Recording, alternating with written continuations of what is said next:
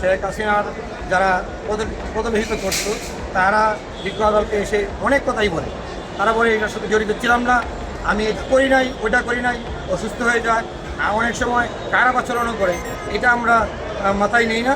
বিজ্ঞ আদালতে উনি বলেছেন এসব ঠিক না, এটা সত্য না, এটা বলেছি।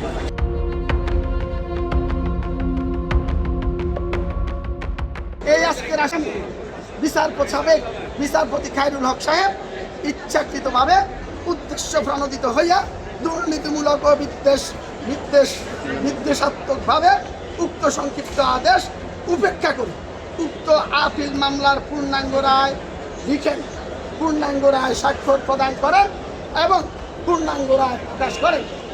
মূল ঘটনা হচ্ছে এখানে এই রায় প্রকাশ করার পর বাংলাদেশের পরিস্থিতি কি হয়েছে।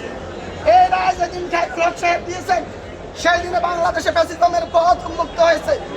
আমরা বলেছি মাননীয় আদালত এই রায়ের মাধ্যমে বাংলাদেশের গণতন্ত্র ধ্বংস হয়েছে, ফ্যাসিজম কায়েম হয়েছে, হাসিনার স্বৈরাচারী মনোভাব পরিপূর্ণভাবে মানুষের সামনে বিশ্ববাসীর দরবারে বিকাশ লাভ করেছে।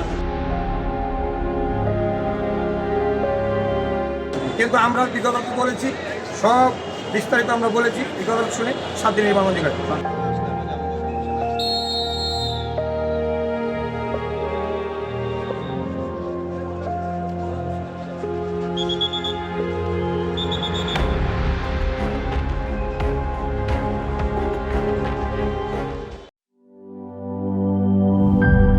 নাটা জেলি আর পানীয়র এক অসম কম্বিনেশন ড্রিঙ্কো। চিল থাকতে চান ড্রিঙ্কো চাবান।